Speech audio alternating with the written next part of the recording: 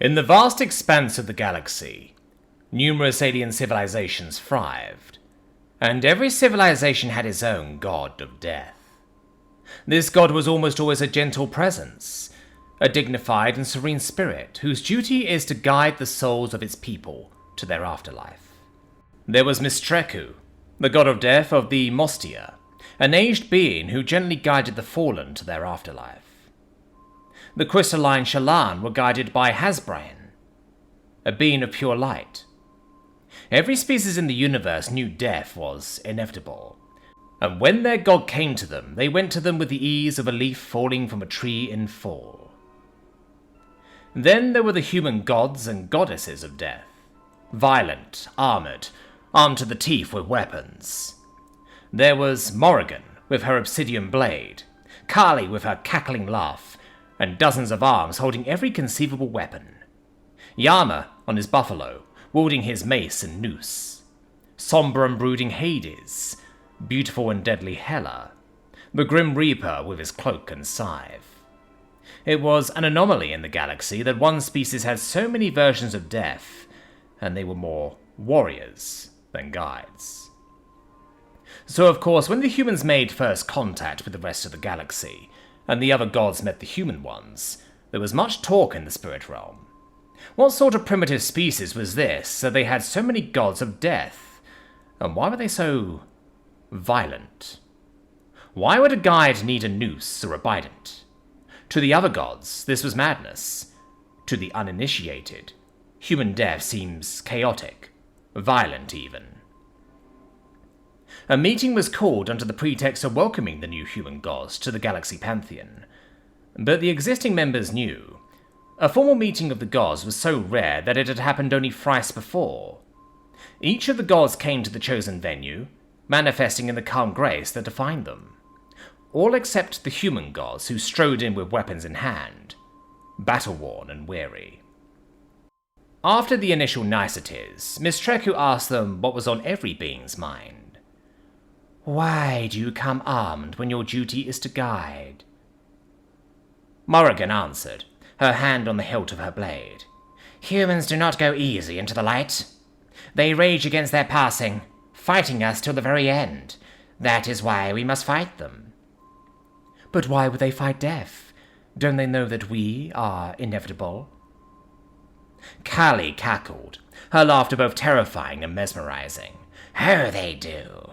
But you need to understand, humanity is a race of warriors. They fight not only enemies, but adversities of every kind. Fighting is in their DNA.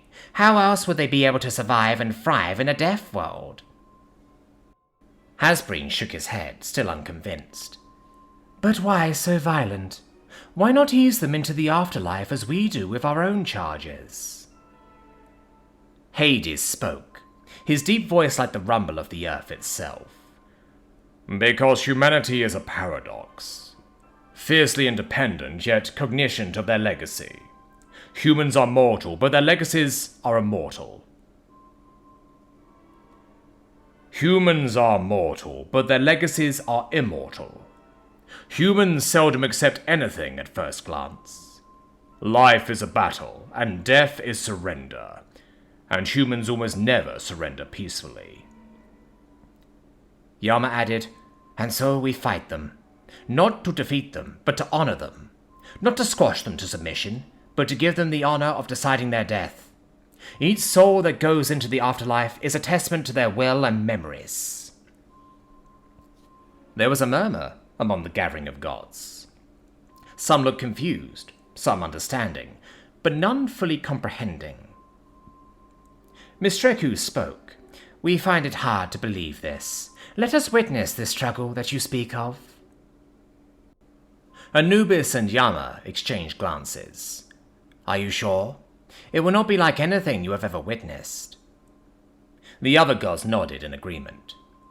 With a slash of her blade, Morrigan opened a portal to the spirit realm, a place where gods and souls can exist together. "Meet John. He is a simple man who has lived on Earth all his life. He has lived a long and meaningful life." The alien gods looked at John's soul, expecting the gentle transition they were accustomed to. Morrigan stepped forward, her voice kind but her sword drawn. "John, it is time." But John's soul did not move towards her. It retreated into itself, and they heard his voice, equal parts commanding and pleading. "No, not yet. I have more time." Then it took the form of a man, who looked Morrigan up and down, and then at itself. Callie's eyes narrowed, and she grinned. "Oh, now the fun starts." Morrigan gripped her sword tighter. Even as the other gods watched, the soul began to change and morph. From the very essence of his being, John forged a sword and shield, glowing with his memories. The other gods recoiled. How was this even possible? And then the dance started. John charged at Morrigan with a roar, his sword and shield clashing against her obsidian blade.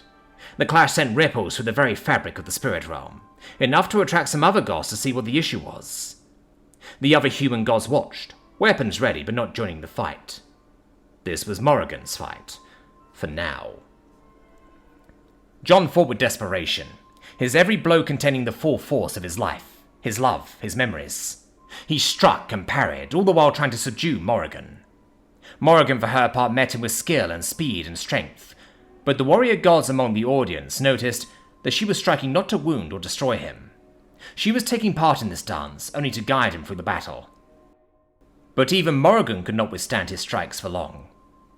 Just as she was pushed back, Callie jumped in. "Let us dance," she laughed, her hands a flurry of every weapon conceivable. John received a few blows on his shield, but it was obvious that he was at a disadvantage. Then, as the other gods watched, something unimaginable happened. The sword and shield in John's hand disappeared and were replaced by a pair of cursed scimitars, perfect for parrying Callie's blows. They moved seamlessly to counter every blow from Callie. Callie, wild as she was, fought with unrestrained glee, the deadly dance punctuated by her laughter. He pushed back with all his might, forcing her to retreat momentarily. "You are magnificent," Callie shouted, even as her weapons clashed against his. "Fight, John! Fight with everything you have!" This dance went on and on, John raging against every god who came to guide him. But the gods could see John's spirit weakening. But still he struggled. It finally took Morrigan and Yama working together to bring him down. The human gods circled him, weapons ready but faces filled with respect and kindness. "It's time to rest, John. You fought well," said Morrigan. Callie, the wildness now replaced by kindness, knelt beside him. "Oh, you are a worthy opponent, John. I loved our battle, but it is time to rest, child." John looked at each of them, and for a moment it seemed he would start fighting again. But something changed. He smiled. "Yes, I suppose it is time," he told Morrigan. She held out her hand again, and this time he took it. He embraced Morrigan as she hugged him back, the warmth and kindness in the gesture a stark contrast to the violence in their clash earlier. Yama placed a hand on his face, as a father does to his son that he is proud of. "You were amazing, John, in life and in death." "Look after my descendants," John asked. "And when their time comes, guide them as you guided me." Yama nodded. "I will watch over them, John. Your legacy will not be extinguished." Next he turned to Callie. "Will you tell me the stories of my ancestors?" Callie laughed, not out of spite or mockery, but in joy. "Oh, John, you will hear their stories and you will tell your own. You will be welcomed with open arms." John smiled. The human gods guided him towards the light, hands around him and laughing and smiling like a group of friends rather than adversaries or even guides. With a look back at the gods, John entered the light. When the human gods turned back, they found the other gods watching, surprised at what they had witnessed. Asleas, the god of the ocean-dwelling Lythirians, asked, "Is it always this violent?" Yama smiled. "It usually is. Humanity is a stubborn race. Every spirit is a warrior, and that is why we carry weapons. Not to cow them into submission, but to honor them by giving them their last battle." John strode into his afterlife, undefeated, and in the company of his friends. Anything else would have been to dishonor his fighting spirit. The alien gods nodded in understanding and profound respect. One by one they took their leave, their minds filled with the strange and powerful knowledge they had gained. As they faded from the ethereal plane, the human gods remained, their weapons still at the ready, prepared for the next soul who would challenge them. For they knew that every battle was a testament to life itself, and that sometimes even the gods of death must concede to the indomitable will of a human soul. And when that time came, they would retreat with respect, knowing that the next encounter would be one of honor, challenge, and ultimately, a final embrace as old friends.